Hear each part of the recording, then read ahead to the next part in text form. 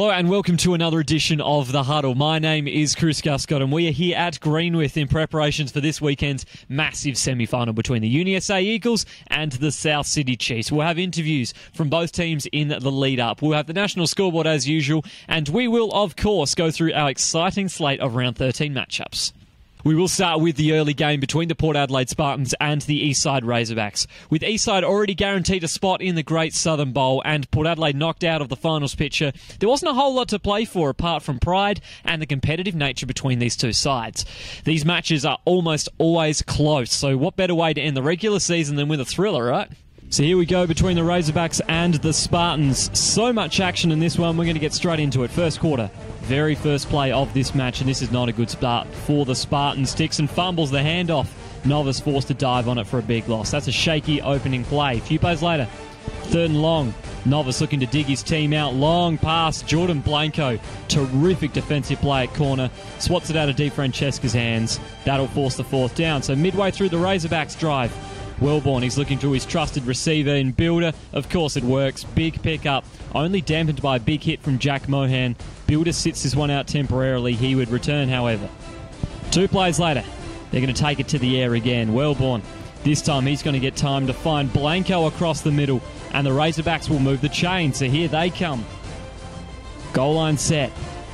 The Spartans, they're ready to hold firm. They bring the house on a third down blitz. Wellborn can't escape the pressure, shovels it out unsuccessfully. They turn it over on downs. Spartans hold their ground, still 0-0. First play in the ensuing drive, and it's no longer 0-0 now. Blanco takes this one back to the house after an easy interception. Pick 6 will open proceedings. 6-0 to score in the first. Third and short on the ensuing drive, and this is more like it. Ottens takes a handoff, bursts his way through the gap for the first down and change. Big time rush gets the Spartans moving. A few plays later, fourth down, and trust the Spartans to make a misdirection look this easy. Dixon gets a paddock of space to work with, ends up picking up a monster chunk of yardage, drives Port Adelaide forward again. So here come the Spartans now. We'll head on to the second quarter. Razorbacks force the first down. Ottens gets good purchase on this kick, but Gavin Jones sends it back. Terrific block. Maintains Eastside's 6-0 lead. Now they're back on offense. Wellborn sits in the pocket on second down, splits the zone defense, finds Simmons wide open. He'll do the damage. Breaks a tackle, turns this into a big play. They'll be forced to punt later on, however. Still 6-0. So now third down and 12. And here's what Ottens can do when you give him space. Novice rolls out, makes a nice pass, and from here, he'll do the rest. He emphatically steamrolled Bateman for picking up an additional 20 yards or so. That's a very good individual effort. Pushes the Spartans back into Razorbacks territory. A few plays later, Novice is going to look deep on third down. He'll only find Bateman. He gets his revenge. Goal line pick keeps the score at 6-0. Plenty of big plays for little scoring at the moment. So here's the next play. And the Spartans will get it back. Wellborn underthrows the go route to Blanco. Dixon tracks back nicely to pick it off. Gives Port Adelaide golden field position. Big defensive play. Remember, this game is still tight. Ensuing the drive on second and goal. Novice, play action, darts out to his left, tucks under his arm, a race to the pylon, and he wins it. And the Port Adelaide Spartans now lock it up at 6 apiece. Anyone's contest at the moment. Ensuing drive for the Razorbacks. On first down, on the first play of this drive, and a big run from Ben Young. Only gets stopped by Andy Stevens down the sidelines. Massive play. But next play, he'll go from hero to villain in one play. He can't break the edge set by the Spartans. Stripped by Jackman Evans. The ball bounces into Otten's hands, and he will not be caught. The Spartans take the lead on a crazy defensive touchdown. 12-6 the score heading into the halftime break. Razorbacks trying to put together a quick drive before the end of the half. Everything's going the Spartans' way. Crazy deflection. Falls into Andy Stevens' hands for the interception. And the Spartans have the ball back again. Incredible burst of action towards the end of this half. Spartans have a matter of seconds left in the half. They're sure going to give it their best shot. Novice sends this one long, and DeFrancesca makes a terrific diving catch. He's going to pull it in. He just falls short of the end zone, and they barely run out of time. 12-6 at the half. Second play of the quarter here. And the luck that the Spartans had before the breaks continuing on. Another crazy deflection gets the interception to Scott Leilou. He latches onto it, and he's going to stay in bounds and bring it back to the house. Pick 6, and Port Adelaide's second defensive touchdown. They now lead 18-6. Eastside has all the work to do. Now later on in the quarter, Spartans punting away. It's been a while since we've seen Olsen work some magic on special teams, isn't it? Taking this one at around the 10-yard line, he'll begin the long journey back by getting to the sideline, breaks a tackle, and once he's into the opening field, yeah, you know what happens next. Definitely helps. Have good blocking downfield, but it also helps to have ridiculous pace, and he will not be caught. Touchdown to the Razorbacks, and now it's back to a one-possession game at 13-18. This game just keeps on getting weirder. And believe me, it does not end there either. Spartans forced to punt away on ensuing drive, and Ottens can't handle the snap. Razorbacks close him down in a flash, and now Eastside will start in terrific field position, trailing by just 5. Extraordinary game so far. A few plays later, Razorbacks, they're going to take full advantage of this situation. Wellborn fires a quick crossing route to Builder. Desperate defense, can't hold him out. It's a touchdown, and the Razorbacks now lead 20-18. How can the Spartans respond? Ensuing drive, second and short. Dixon's going to help kickstart the drive. Joe Colonia gets a good gap open for him. Dixon pounces, gets the first down, extra 15 yards for good measure as well. They're at midfield, fourth down. They'll go to Dixon again for the key yards. Another good blocking play from the offensive line. Gives Dixon room to move. Spartans now well within range to try to retake the lead. And the very next play, they will. They're back in front again. Novice gets the defense to bite on the fake screen. Ottens rolls out on the real route, makes the pass downfield, count for the touchdown. What a game we've got going on here. 25-20 as we head to the fourth. Razorbacks looking to respond early here. Wellborn gets back into rhythm. Nice pass finds Matt Simmons for the big first down and more. Red zone opportunity, a vital one for Eastside at this stage of the game. Next play.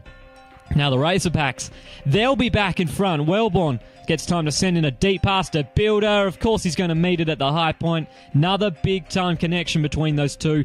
It's 28-25, so the Spartans are driving again to try to get the lead back again. Novice rolls out, finds Levi Johnson in the open field. He's going to fumble it, but it's going to be recovered. Scott Leilou is there to pick it up. Port Adelaide can resume their drive. They're in trouble following a chop block penalty, and they're even more trouble when Darren Legg is going to get the clutch sack. Massive effort from the defense to hold out the Spartans at a key time, and that will be it for this match. One of the matches of the season ends 28-25 in the Razorbacks' favour. After the match, we caught up with Dwayne Merritt. That was a really interesting game. You guys had to fight to the end. How are the guys feeling now? They'll be feeling pretty good. We were a bit. The effort was there in the first half, but just wasn't executing. We did a little bit better. Olsen's play just set us going and gave the group just gave them a bit of something to go forward from there. It was just a bit of momentum. You just needed somehow. You just got to grab it, and that was massive for us. Coming into the finals, that's a really big game, knowing that your team can certainly fight it out. You were down by 2 touchdowns, like you said before. Olsen came in and scored that. That really must mean a lot for your team to know they can fight back and win those close games to go back and forth. That's what wins games, wins championships, and that's what we're endeavouring to do each week. And just sometimes the games go different ways. Bit of adversity, you build from it. It's exciting. It's good to see the group. I was a bit worried at half time. The execution just needed to be ramped up. The way we went. That's pretty good. Now, speaking of championships, 2 weeks' time, Great Southern Bowl. You guys must be confident going in. You still haven't lost a game. Yes, undefeated, but you got to win the last one. We'll put some work on the next 4 trainings. See where that takes us. It's a 3 o'clock start. It's the first time in the league that's been such an early start. Usually it'll be night time, but no, we're excited. We'll get some guys back. We'll see who wins out of the Eagles and the Chiefs, and we'll take it from there. The late game saw the Southern District Oilers facing off against the South City Chiefs. Similar to the opening game of this round, one team had already secured their place in the finals and one had been knocked out. So this match was also going to be treated as a warm-up for the third place Chiefs. This match did carry more significance for the Oilers though, as veteran Matthew Waits announced his retirement before this match. 2 big aerial attacks going head-to-head, so this should be a fun one to close the season out. So here we go between the Chiefs and the Oilers. Let's get straight into this one. First quarter. This match started slowly for both offenses, so midway through the first was when we saw the first real drive build. Oilers, 3rd down and 7. Wes McGuinness finds his tight end in Sean Laffin for nice contested catch. First down, 2 plays later. Passing game is going to begin to pick up some steam. This time Luke Whiten.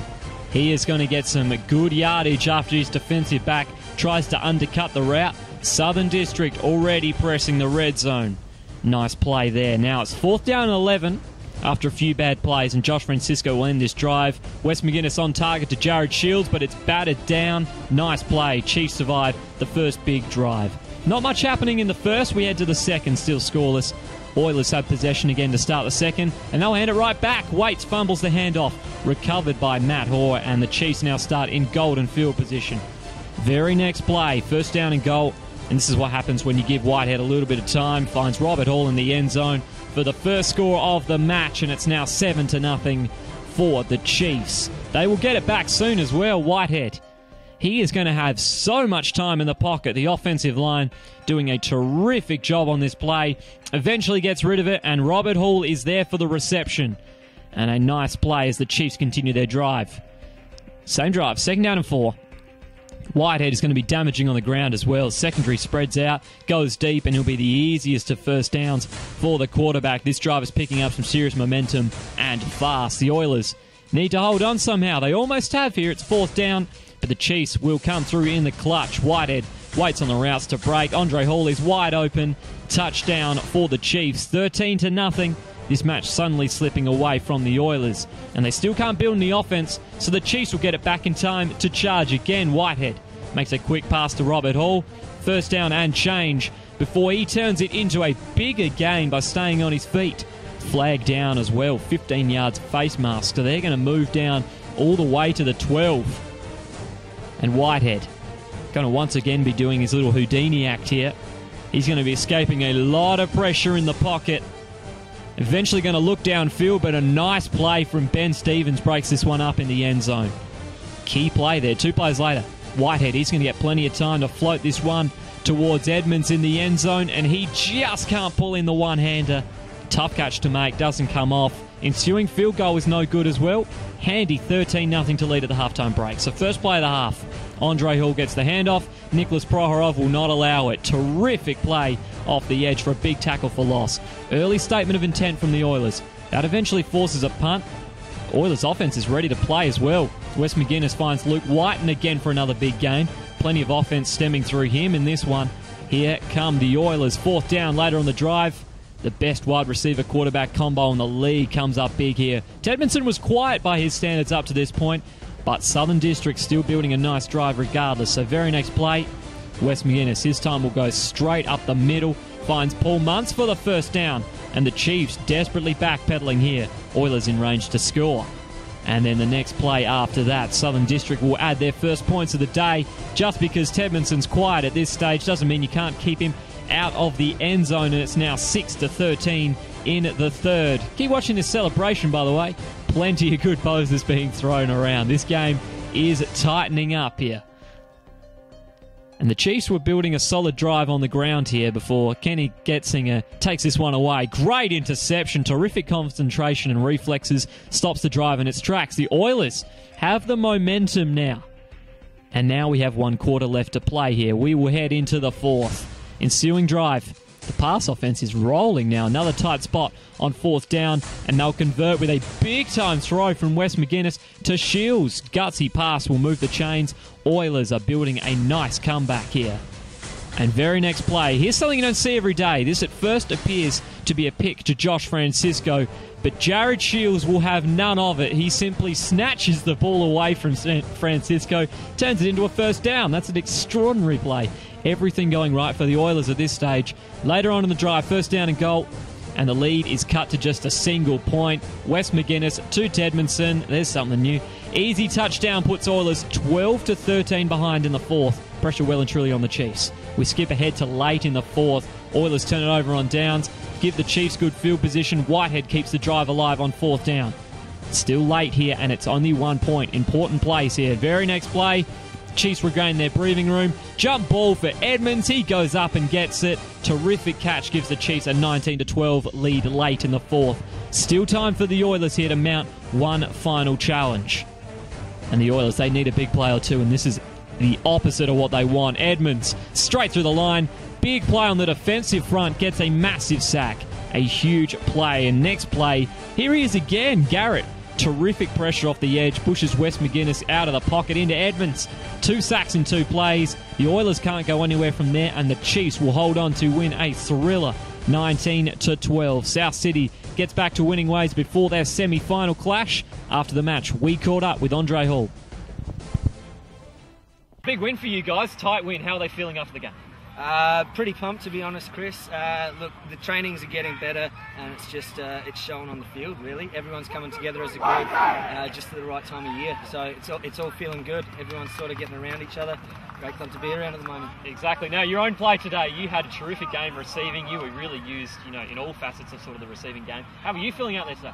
I came into this game pumped as. I mean, finals the next week. I wanted to pump everyone else up around me as well.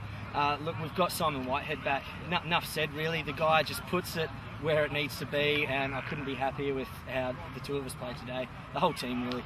Yeah, exactly. Now, you mentioned finals, a massive game next week against the Eagles. How are you feeling now coming off a game like this?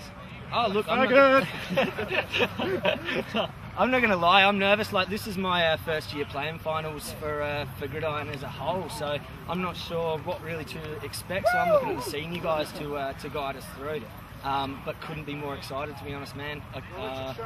Looking at everyone to get out on the track Monday, Wednesday night, work on some stuff and really take it to the Eagles. I think last week we really showed that we're a contender in these finals and people have stuff to worry about.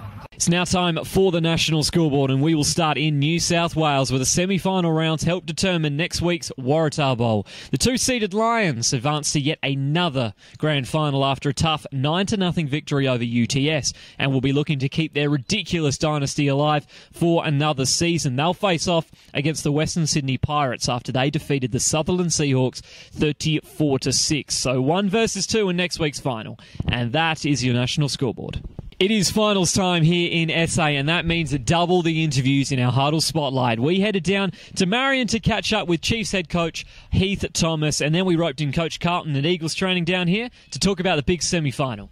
All right, first and foremost, first final for you as a coach. How are you feeling coming to this one? Similar to any other game, really. Like I'm going to be telling the guys, a post route still a post route, a tackle still a tackle, outside contained, outside contained. Football's been around a long time. Doesn't change based on the setting.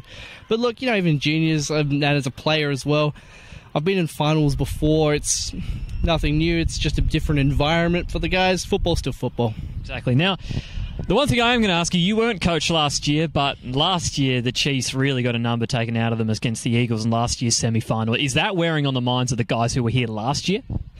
Look, last year was last year. We're focused on just tonight, really. We're taking it one practice at a time. We're only focused on Monday's training. Forget the rest. Last year, different administration, different coaching staff. That's all done. The culture's different, much different to how it was last year. And the guys are pretty happy. They're having fun here. We're not worried about last year. It's a very different Eagles team than it was last year. It's a different Chiefs team. Exactly. Now, a lot of the contests this year have been close between you two guys. Is there anything from a coaching perspective that you're going to do to try to get the edge coming into this one, or is it all a little hush-hush at the moment? All it is, we're going to try to eliminate the mental errors. Let's be comfortable, let's be confident going in, but we're going to be aggressive. We're going to be guns up. That's what we want to do. Exactly. Now, on the injury front, everything all good? Is there a few people with niggling injuries? Actually, pretty good. The right time, we're finally getting healthy, but that's what you want, be healthy. But most important part, as long as we know what we're doing, we're able to execute. But again, no one really got hurt after our last game, which was our goal. We achieved that. But yeah, looking forward to just having a good training tonight. Confident? Oh, yes, we're confident. But again, we're just looking to execute. Win the down, win the quarter. Next play. All right, massive game coming up for you guys. Do you take confidence out of, the form that you were taking into the last few games coming in? A little, not really. I think it's one of those games. It's a do or die game. I don't think, because we've had a couple of weeks off where we had the cancelled game and we've had a bye and we had a couple of losses going into that. So we ended up tying up against the Chiefs, but we haven't had great form, to be honest. So can't really take anything out of that, but we're prepared as we can be to try and get into the grand final. Exactly. Now, this time last year you faced the Chiefs and you did all right against them, let's say that.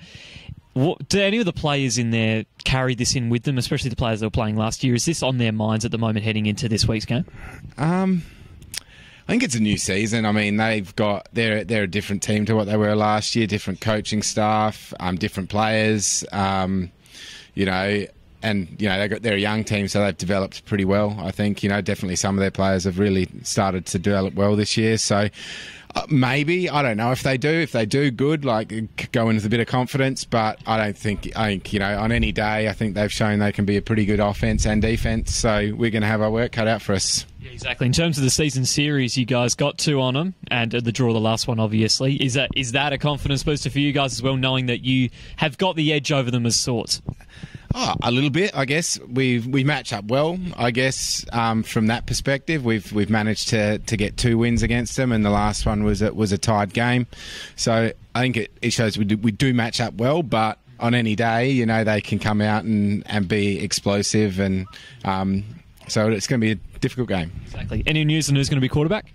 Oh, we'll keep that under our bat, but we'll see how it goes. See how training tonight goes. We've been developing a few people in that position, but we'll see. No worries. Confident? Oh, you have to be.